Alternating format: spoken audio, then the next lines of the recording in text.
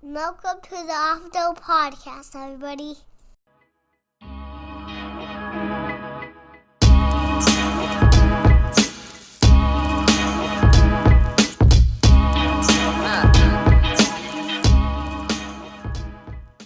Hello and welcome back, everybody, to the Off the Dome Podcast. Glad to be here again today. We got some stuff going on here with the NBA we're going to be talking about. I think we're going to kind of put a button on the finals, give my little thoughts and opinions on that, wrap that thing up.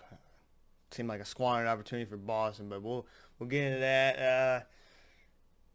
Little trade that I kind of talked about that happened, that I talked about, that the Mavs need to do. They make a big trade that might push them over the top just to start here. They got it out of the way early, so we'll see how that goes.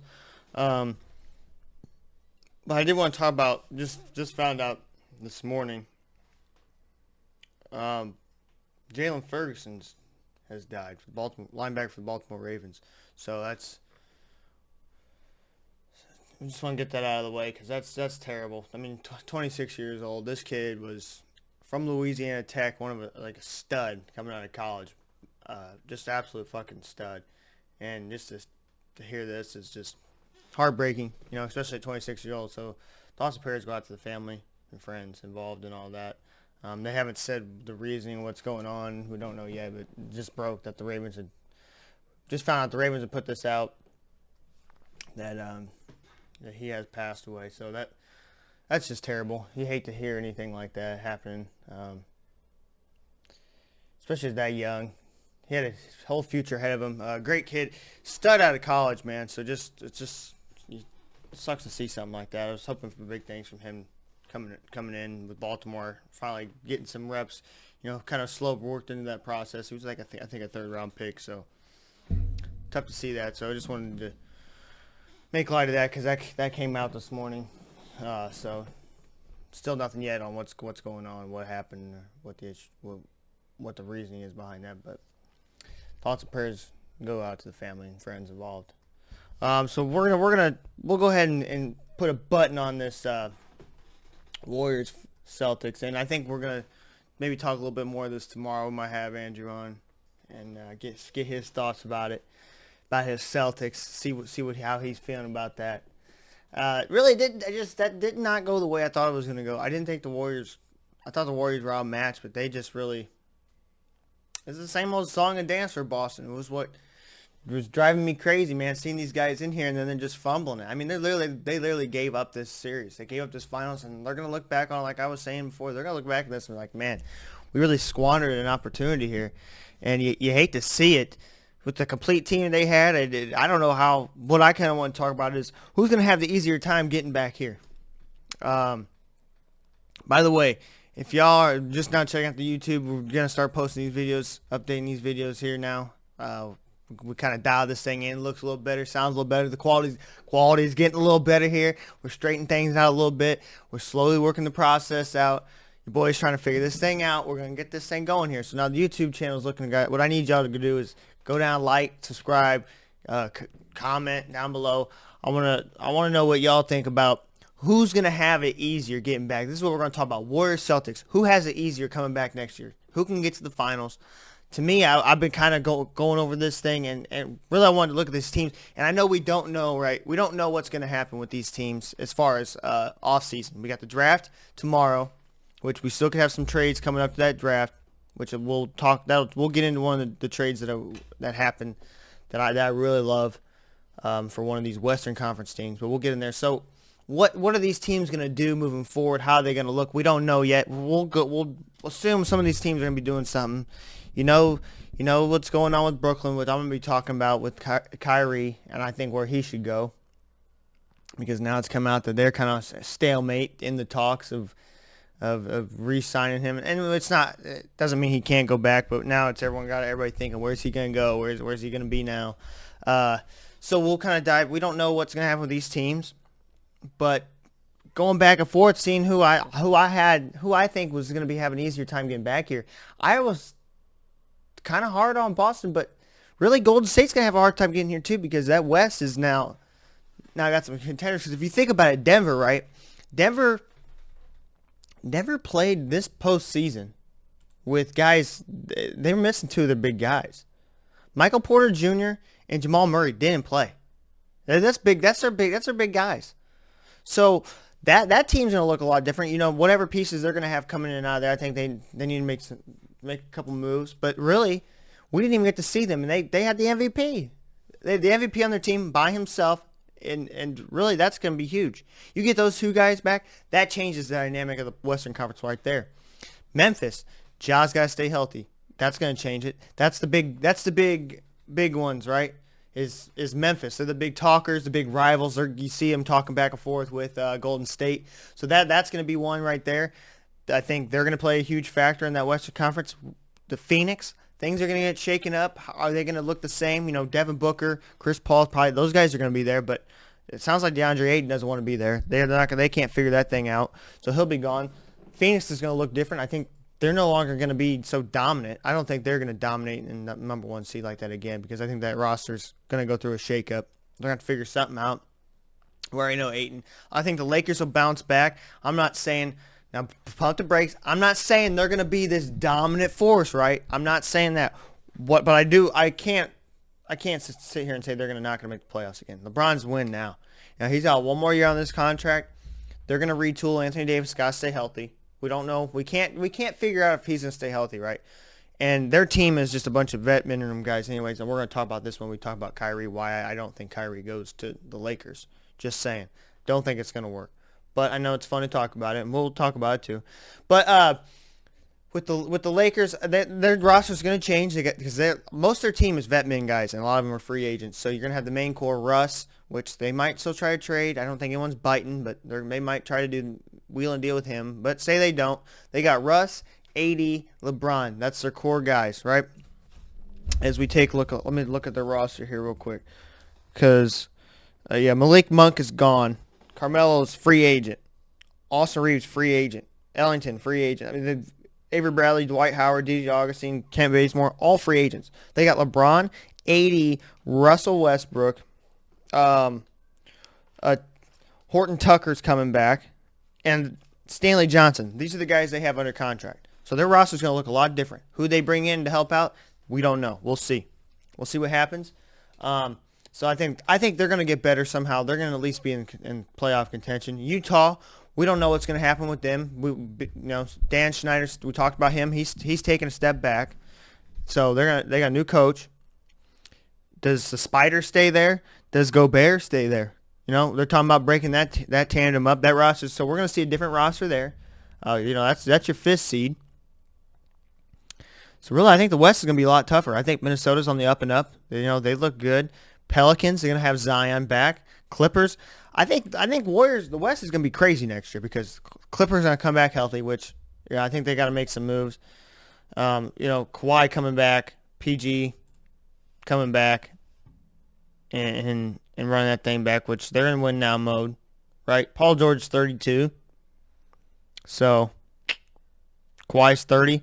That's a tandem, but they gotta get it going now. And how's that team retool? How do they reshape their roster to get going? And I think the Clippers are. I don't think Kawhi wins another ring, but that's just here and there. But just casually gonna throw it out. So there's gonna be a shift. I still think there's gonna be a lot of teams. Bottom teams are gonna be bad. Portland. What happens with Portland? Where's Dame go? I mean, how are they gonna get that team ready to win? Because Dame wants to win. Does Dame leave? I mean, they're 27-55 last year. If I'm Dame, I'm done. I mean, you broke up the team unless they bring in Bradley Beal. Even then, I don't know. They're going to have to do something with that. That team's... Dame's got to go. Dame's got to get out of there because I think they're rebuilding. Are they not rebuilding? I mean, you look at the team. It's Dame and Joe Ingles, Nurkic, Josh Hart. I mean, this is a rebuilding team. It's a young team. You got a lot of young guys, right? A lot of young guys. They're gonna rebuild. Dame's gotta go, man. Unless they're gonna trade. Unless they do something crazy, and they trade. They make some trades. That's gonna be wild. But just looking at it, I think the West is going to be harder. I think all those reasons there, that's going to change. What's going to be exciting with the East now with Boston, you got Miami. All right, yep, they're there. The Milwaukee Bucks, yeah, they're going to be there. What's interesting is the 76ers. What happens with James Harden? Does he come back? Who do they get going? What pieces? How are they going to look? They're already talking about they're willing to shake things up. Daryl Morey, we could see before this draft, Daryl Morey at this time, he's looking to make moves. Let's take a look at that roster. Who was he? He was. They were trying to piece some guys. Tyrese Maxey saying pretty much is up for grabs if they want him, which I would keep him. Matisse Thybulle, I know they're throwing his name around right now, currently before this draft. Maybe they're trying to find a way to trade him in the draft. That could be something going on. So we got to keep an eye out there. That roster is going to change. I don't know if they're going to be as good, to be honest. I don't know there.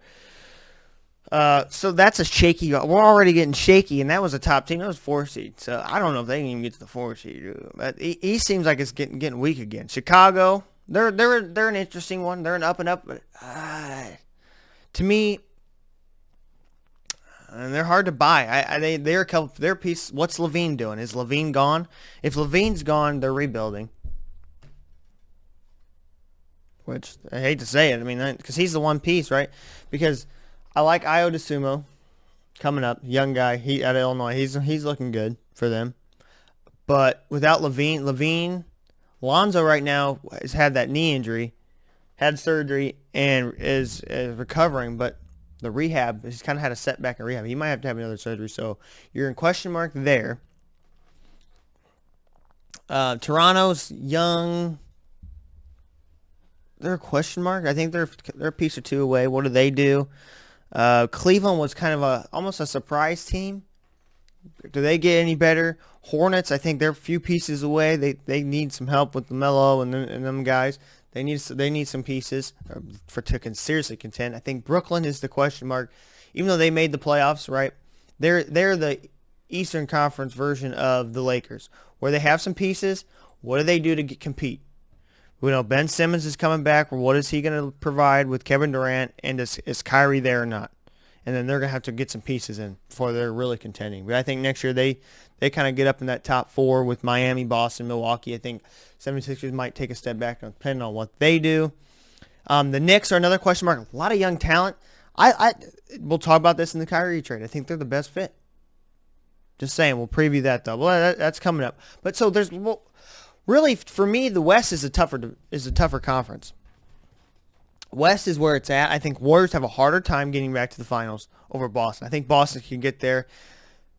Look, they got a really good team too. So the young core guys are only going to get better. They're going to learn from this, but they have the easier route in my opinion. Eastern Conference is a little bit easier than the West right now because the West is a lot of teams that got injured there late. There's a lot of injuries, a lot of missing pieces. A lot of these teams are incomplete teams on the West side.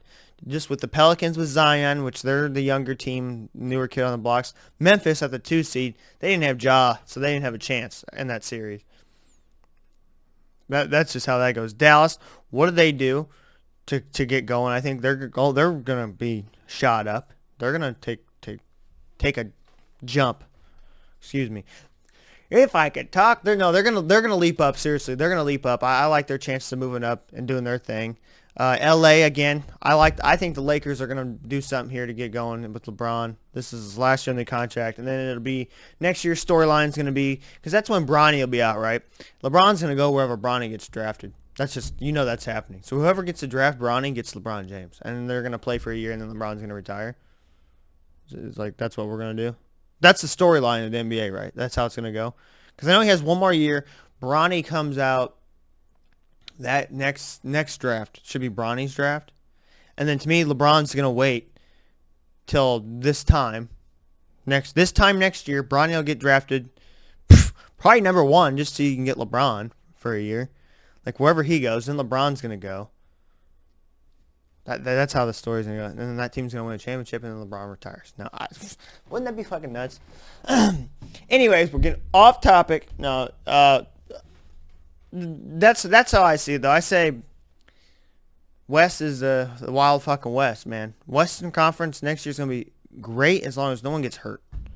Injuries kind of ruin this whole ruin shit, right? The injuries, man, they fucking ruin shit. Fuck injuries, dude. Get some robotic fucking legs, arms, and shit. No, but West to me is tougher. East, I think Boston just got an easier route, and we'll talk to Andrew. I want to see Andrew's opinion on this coming up. What he thinks tomorrow, if we have him on. I want to see what he thinks the Celtics are gonna do. It'll be interesting because I think they can get back here, but man, I don't know if they can take Milwaukee out again. They were this close. They were this close to losing Milwaukee, and then they were this close to losing Miami. So this could be easily. They easily could have been the team that wasn't here. Warriors, to me, definitively got to their spot, but injuries also play a big role in the Western Conference. That's just how it is. So with that, we'll go into the whole Kyrie situation and give you my thoughts on Kyrie. So Kyrie and the Nets are kind of in a. The talks have stopped or whatever, which it's hard to really buy into any of this stuff with Kyrie because it's such a like over the top theatrical event with him. So you kind of almost knew this was going to happen, and then that someone's going to have we're going to sit here and talk about where he's going to go, and then he'll probably just re-sign, right? Does it not feel like that's what's going to happen? But if it doesn't, to me, the way his whole theatrical events of stuff is with him, it just feels like it's going to go back to where, yeah, he's going and he's signing. He'll just re-sign.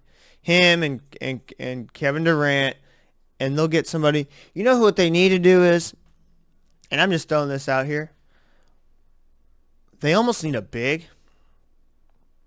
I would say they need a big because who are they trying to throw out there? DeAndre Jordan was going to be their big center guy. They kind of threw out there. I mean, they have Claxton. They need some kind of big. Let me take a look at the Nets roster here. I wasn't planning on going into this. You know, they had LaMarcus Aldridge. Oh, Drummond, excuse me. So DeAndre Drummond was their big guy that they're putting out there. And they're going to have Simmons. I think that's cool. I think, what if they let Kyrie go? Or they get Kyrie off the books and they bring in Zach LaVine. Why not Zach LaVine on this roster? If you're trying to go big three, get something going. Why don't you get a guy? I think you get a guy like Zach LaVine, Ben Simmons. Zach LaVine's gonna be your scorer guy with KD. Simmons is your point guy, and then Drummond. They need to get some kind of center though, man. This team is. They need some kind of guy to hold it down. They need like a Robert Williams. Because they're going to have to compete now. James Wiseman will be back next year for the Warriors. Interesting. Robert Williams in the East, the center. Bam with Miami. Joel with, I mean, these Joker. All these teams now, all these good teams have a big-time big. Anthony Davis out in L.A. New York's got the Knicks, which, why am I saying the Knicks like they're a contending team? But, you know, they got Julius Randle. I think this is where they could be good, though. I think, to me, the best spot for, so say Kyrie goes somewhere. If he's not with the Nets, right? Which I could see him coming back, and I could see him not. But if he doesn't, and they end up trying to trade him, because the rumors are they're going to trade him. They'll sign him and just to get a trade going, where he can go do agree to do a max deal somewhere else, wherever he signs. To me, it's the team to do it, to make a trade with. If you're the Nets, because the Nets, look at this roster. A lot of these guys are going to be gone. I know Dragic's leaving. So they're not going to have all these guys on the books. Which that's the one team I didn't look. I didn't see who the Nets are. But say they make a trade. The Knicks, to me, is where you're getting the best talent. You have the best shot at getting talent from. Because to me, it's between the Knicks, the Lakers, and Miami. The three teams that I'm trading to, those are the three I have in mind that you're going to make a trade with. And to me, the Lakers don't make any sense. It sounds fun on paper to reunite him and LeBron and have that back. But let's start with the Knicks, the best situation for me. This is why I think it's the best. So let's say the Knicks want to keep Julius Randle, you keep RJ Barrett intact. We're going to keep those two together for sure. And then you bring in Kyrie. That's your core three guys. Right now, all these guys are under contract. Mitchell Robinson is the only one for the Knicks that will not be under contract. He's their only free agent. So right now they've got a mix of young talent and old talent. You got Alec Burks, who's 30. You got him for 2 years. You could throw him in the mix. If they don't want him, you got Kemba for a year. You got D Rose for 2 years. You could throw out there. Evan Fournier. Those are solid veteran guys they have that they can throw in a trade package. And obviously, you're not going to give them all these guys. So the rest of these guys are going to stay. Whoever you package up. I mean, Cam Reddish, he only played 15 games from they got him in the trade. So we haven't really seen him in the 15 games he played with the Knicks. He had 10 points, 2 boards. So, I mean, you get him in a full season going here. I like Cam Reddish. I think he's good. And he's only 22 years old. Obi Toppin is only 24. He's a guy who has not lived up, but maybe change the scenery. He's still young. I mean, 24 years old. I mean, that's what's great about the Knicks to me. They can package these young guys. Quentin Grimes, 22 years old. So these young guys, you got them for 4 years. You put them in a trade package. Nets need young, fresh talent. I mean, Emmanuel Quickley, 11, 3-3. You got him for 3 years, signed on a contract. You may put him in a trade. Quentin Grimes, 22. Miles McBride, 21. Jericho Sims, 23. Nerlens Noel's only 25. I just said Brooklyn probably needs a big. You package in, Nerlens Noel's 28. Played 25 games. A solid big. You got him under contract for 2 years. You don't think he's an improvement over Andre Drummond? I don't even know if Andre Drummond's sealing down to a 1-year deal with him. I think he might be a free agent. We have to look into that. But, let's see. Is he under contract for another? It doesn't say. But anyways, I mean, there's just so many pieces with the Knicks that you could trade. And the Knicks would be okay giving up some of these guys because the roster's not going to be depleted. And in return, they're getting Kyrie Irving. Kyrie Irving's going to start over D Rose. He's going to start over Kemba. He's going to start over, he's your starting point guard. I mean, point blank period. You don't think Julius Randle, who's averaging 29 and 5, you got him for the next 4 years. You pair him with Kyrie, there's your 2 stars. RJ Barrett's dropping 25 and 3, and he's only 22 years old. So he's coming up. Julius Randle's in his fucking peak prime, ready to go. He's dominant. You pair him with the Kyrie Irving, oh, come on, dude. This would be the Knicks' time to seriously get it going. The question is, does Kyrie want to be in New York? Well, he's already in Brooklyn. So, not a far move. And like I said, take your pick if they're Nets. Who do you want? I got all these young guys. I'll give you whoever you want, whoever you think you need to get going for this next year. No problem. Because we think we're better off with our guys. I mean, who do you want? Who does Brooklyn want? Because I just named you all those guys, all young talent. You can't go wrong. That's where I think it makes sense. Because if you're Brooklyn, you talk about what are you going to get back in return? Well, the Knicks are good. They're going to get fucking Kyrie Irving, and that's all they need. That's all they need to get Kyrie Irving.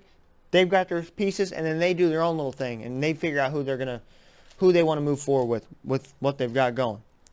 There's that. If I'm the Knicks, I try to hang on to Cam Reddish as much as possible. I don't know how that might be the deciding factor. I think you give him a big, maybe a veteran guy. Maybe you can dump off one of these veteran guys, package in Evan Fournier. Maybe he's 3 years. You can give him Evan Fournier. Here's a guy who just gave us 14 points, and you give him some young talent. Too bad they didn't have Mitchell Robinson. That would be a good young. But Nerlens Noel, I mean, that's where it makes sense to me. The other one that makes sense to me, before I get to the Lakers, well, I'll give you the Lakers and why I don't see where they even have a shot in hell. But we're throwing them out there, right? Because they're a big name. To me, it's the Miami Heat. And I'm not just saying that because I'm a Heat fan. If I'm the Heat and you want something to get you over the top and get you Kyrie Irving to go with, I think Jimmy and Bam are the 2 that are going to stay. We're going to keep Jimmy and Bam.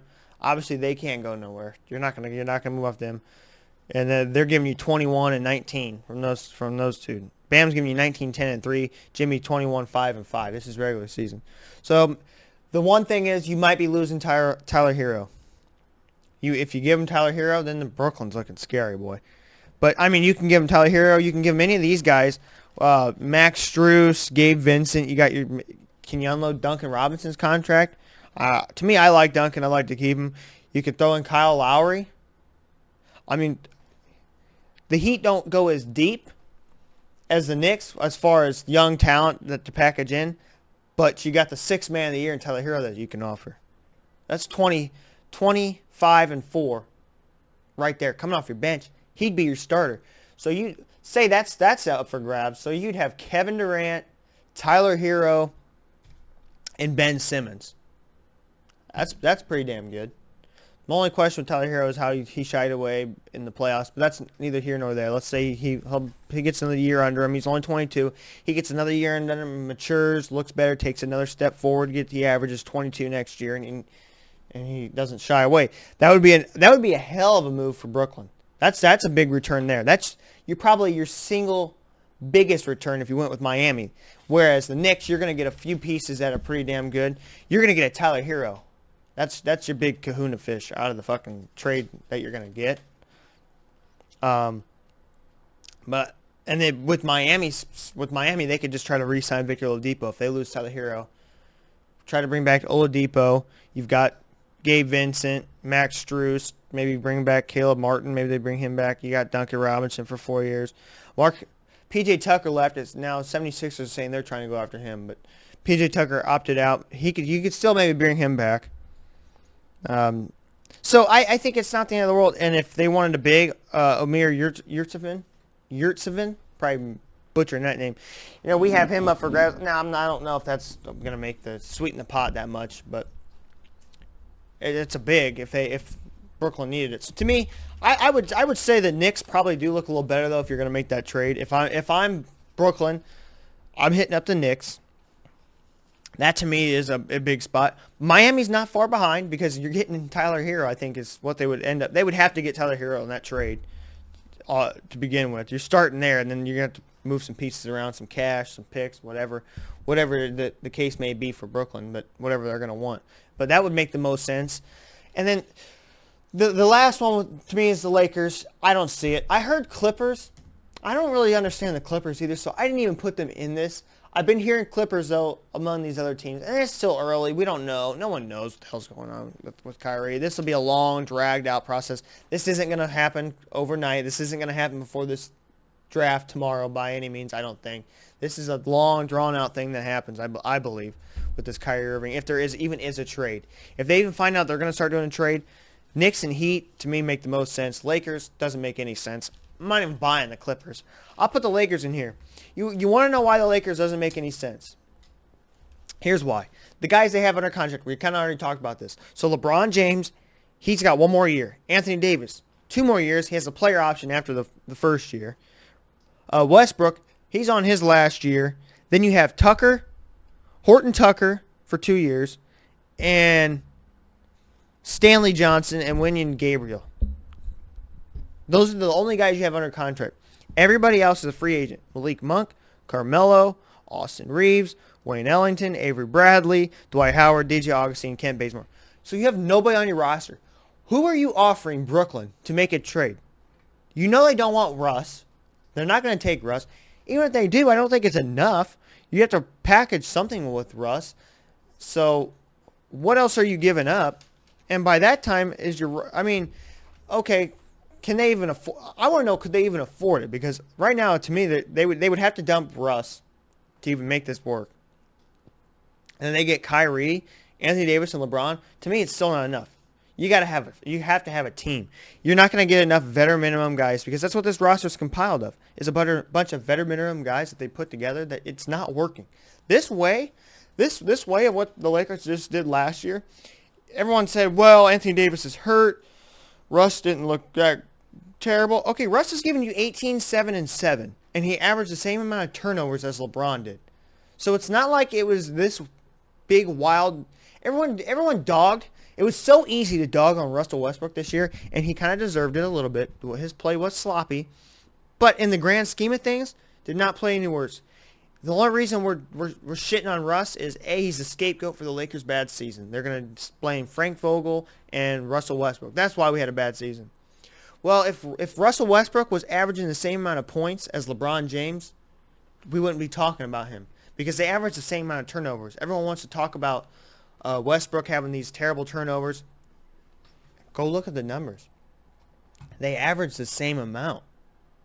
I'm like, that's what kind of got me. I had to look at it like, all right, how come everyone? What really happened with all this?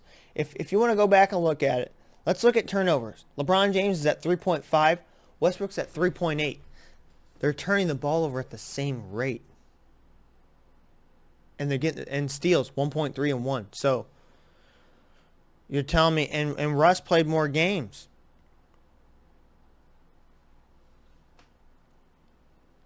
What are we doing here? How are you going to scapegoat Russ like that? If Russ was averaging 30.3 like LeBron was instead of 18.5, do you think we're complaining? No. We're not. We're not complaining. To me, this is just a team that once you get past Carmelo, I think Carmelo did a great.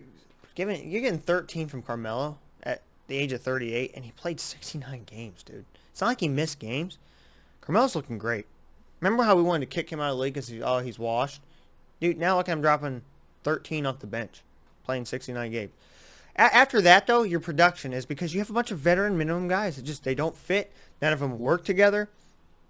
That's the issue with this roster. It's not because Russ is playing so bad and he's turned the ball over. Did he make crazy plays? Yeah, well, yeah, when you compile them all into one video and you're like, oh, damn, he did have a bad year. Looking back at it, it wasn't that bad. He's 18, 7, and 7. He is 33. He's not his spring chicken self. But to me, the whole trade for Kyrie doesn't make a lot of sense unless Brooklyn's like, we'll take Russ and nothing else. Well, come on, you can't say Kyrie and Russ are on the same level. No, I think Kyrie's definitely a better player. He's definitely the better player between the two. But you're not doing any justice sitting here saying that Russ is the reason this Lakers team was bad. They got a whole hell of a lot more issues than just Russell Westbrook. I think with Darvin Ham coming in, I think he will try to make this work. They just got to get the right pieces. That's the difference between the Lakers. But I don't think they're trading to get Kyrie. I think it sounds good with LA in the mix. Oh, it's a big team. I don't think it happens. I think he either stays or he's got to go to a team that can offer Brooklyn something. Because Brooklyn will be fools to get nothing in return. This is the last time you're going to be able to trade Kyrie and make a lot of money off of it. Or not make a lot of money off of it, but get a lot of investment from it, to be honest. But to me, it's the Knicks and Heat, and I think you're going to get more talent from them. I think you can offer, the Knicks are so hungry to be great, you could get a few pieces.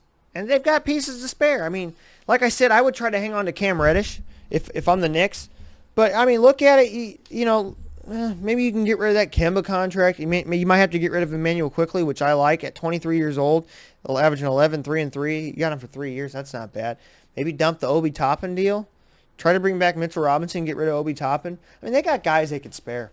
So, same with Miami. They're just not as deep. They've got a lot of guys too, but it'd be a little bit hard. It would be a little bit harder for them.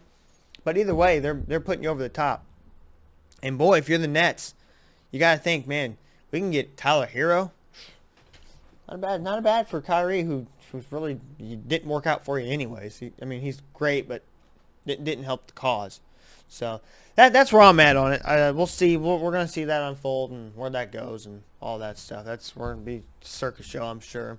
Another thing that I was excited about that I talked about in the NBA was with the Dallas Mavericks. They made a trade. It's about a week ago now. With Houston and got Christian Wood, which I love this move. I really like this move because I talked about this, that to me, the Mavericks needed a big to really be serious contending. So going out and getting Christian Wood is a hell of a fucking move, in my opinion. I love it. This guy's a beast. He can fit right in, and he's going to be, and really Dallas didn't have to give up much. They gave up Boban. They gave up a lot of guys that really did not play for them. So, really, I don't know what Houston was thinking on this move. I think they kind of blew this move, but out of the park, home run. Let's pull this up. I want to check this out. I mean, you're getting a guy. You're getting a guy, 26 years old. He's entering his prime. He's coming off an 18-10 season. You don't think he's going to be great down low with Luka now? This is what they were missing. They were missing a big guy. I said this before. All they needed was a big with Dallas, and they went out and have already tackled it. They could still make another splash and be. I think they're going to be the ones. We're going to be talking about them in the finals this year. They're going to get back to the Western Conference Finals. I think they got a really good shot at doing it, and they're going to put up a better fight for sure. They're getting ready. Mark Cuban wants to retool this team and get him back as quick as possible. And I love this move by getting Christian Wood. He's fourth year in the league. He's settling into his role, and he's a dominant big guy down low, big time hustle guy.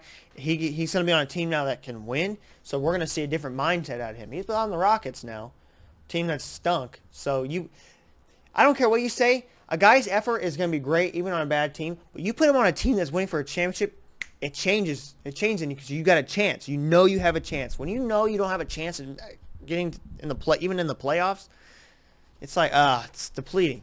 But you put him on a championship team. You're going to play with Luka. It's going to look good. Ooh, that's going to be nasty. I love this move. Shout out to the fucking Mavericks for making this move happen because this was solid. I mean, this was solid, and they did not give up that many pieces. I'm trying to see where. Let me go back here. Sorry, I'm trying to see who they got out of the trade. So the trade was for. Thought I had this up. So Sterling Brown, Trey Burke, Marquise Chris, and Boban, and the 26th pick in the draft. And so you gave up 4 pieces that. Whatever, and your draft pick. Okay, your draft pick's Christian Wood. 18-10. Hell of a fucking move by Dallas. Shout out to Dallas for this move. This puts them in a contention for the West. I like their chances now in the West. They're gonna look damn good next year, and we still got the whole offseason. This is just the tip of the iceberg. So, shout out to Dallas on this one. This is gonna be a hell of a move on their part. I like this move 100%. I said it before. They needed a big guy, and here we go. They delivered. I thought maybe like a John Collins, or I thought maybe they were going to be in a shot for DeAndre Ayton. No, I think they did this. I don't think they would have got DeAndre Ayton for what they gave up. So I like this move, and no shame in it. And now DeAndre Ayton, that leads where he's going to go. Now it seems like more and more of a going to Atlanta now.